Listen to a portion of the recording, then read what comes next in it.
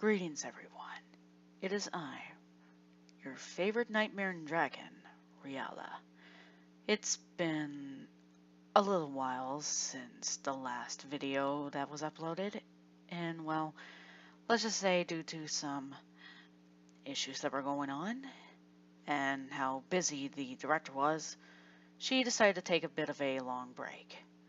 I do apologize if you all were disappointed in the lack of videos that were uploaded.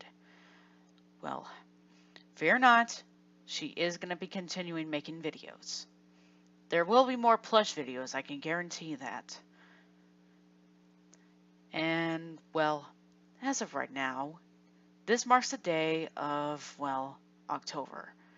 Even though yesterday was the first day. Well, I am happy to announce that this little video series is a start of reacting to horror themed. And if you have a suggestion of any kind of creepypasta or scary story you'd like her to read or anything, feel free to leave it in the comments below. Now, for everyone else who are watching, if you are sensitive, feel free to leave. But for those who are in for terror and such, I give you the start of a new series. It is reaction to horror tales and grims. This is your host Riala, signing out, and have pleasant nightmares to everyone. Greetings, everyone. We mark this day, as Riala said, as a new start of a reaction series of horror, grimace, and things that are horrifying to the various mortal being. This is my reaction to Godzilla NES. Let us begin, shall we? Godzilla NES. Chapter 1, Earth and Mars. When I was a little kid, the two things I loved most in life were Godzilla and NES games. So naturally, when Sounded Godzilla similar Monster to of Monsters AVGN, came don't you out, think? it was like a dream come true. Well, almost. To sum it up, most of the games revolved around getting through very repetitive outer space levels while smashing up tanks Well, and this jets, was the NES. and then fighting against What do you expect? Godzilla's monster enemies. Overall, it was pretty Monster of mediocre, Monsters. but back then I didn't care. Because he's literally When I got blocking half game the title. As a present for my 10th birthday, I played it night and day as much as I could. Unfortunately, I had traded the game for Amagon a year later, much to my regret when I found out what the game was like.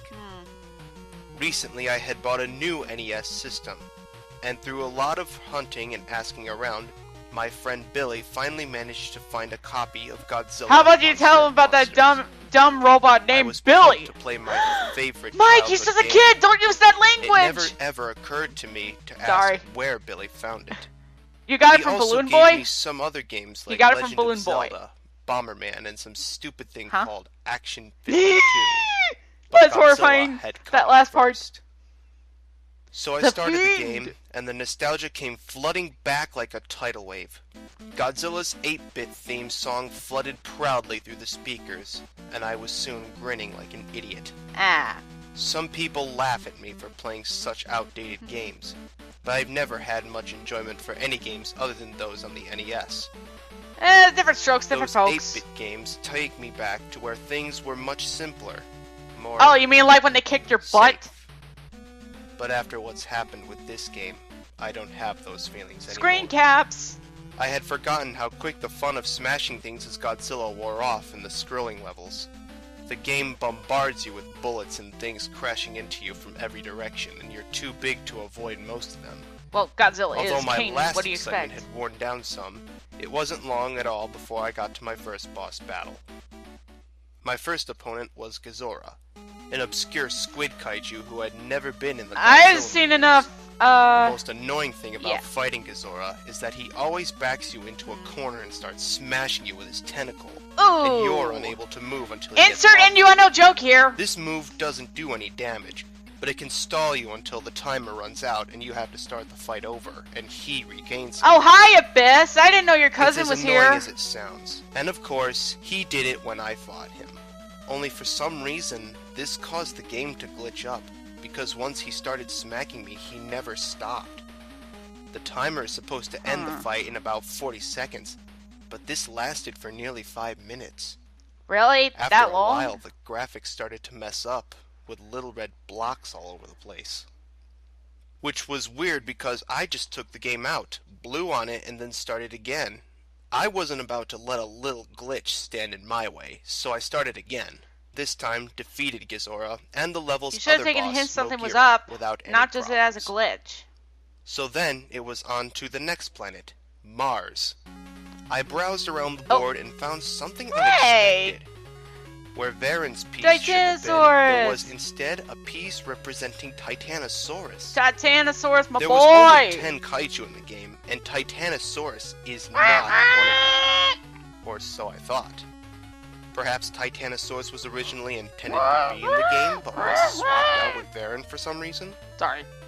So I began to feel very excited. Not only was I playing my favorite game, but I was playing a prototype of some sort of a new monster. Needless to say, I ran through the levels as fast as I could to see Titanosaurus in action. We're not seeing anything that's scary, but something definitely is getting off. Before he could do his tentacle smack. But this time the glitch started happening when he died. Godzilla's sprite didn't sink to the bottom. I would say 4 eyes, but this is taking the cake for too many eyes. And his eyes started randomly spawning all over the screen. Are we dealing with homunculi? I know now these glitches with Godzilla was my first warning sign that something was very wrong with this game. Yep. But foolishly I ignored it and proceeded on to fight Mogira, you're doomed. Who this time had a glitch of his very own. Mogira was twice the size he should have been. Well, he's certainly big. Me. He was also considerably harder to beat than usual, which is to say, not at all. But soon as I had defeated him, and when he died, yet another glitch happened. It happened extremely fast, so I was lucky to get a screen cap of it at all. But what had happened was that the giant Mogira sprite started to shatter. That's a bird in a cage. Also, if you looked at the garbled text at the right corner of the screen, you would notice what appeared to be a bird in a cage. That's strange. I still had no idea what that meant. At this point, I was about to fight Titanosaurus, and I was worried as to what kind of glitches would happen this time. But to my surprise, Titanosaurus looked just fine.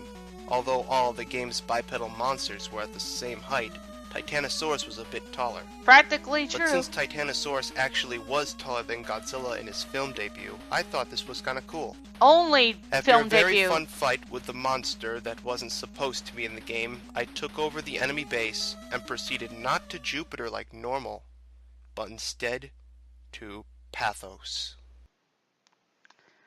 Well, that was interesting. Now you're probably wondering, what? How is this any scary? I mean, it's practically not really showing any scary. I mean, it showed a few glitches here and there, but other than that, it just seems that it doesn't have anything scary. Oh, believe me, further down the road, you will see that it will change. Plus, I knew I should have mentioned this before, but it's been a while since I've seen this creepypasta. Shocker, I know. But I hope you are looking forward to seeing the next upcoming episode. And for that, I bid you all a good night, everyone. Pleasant nightmares.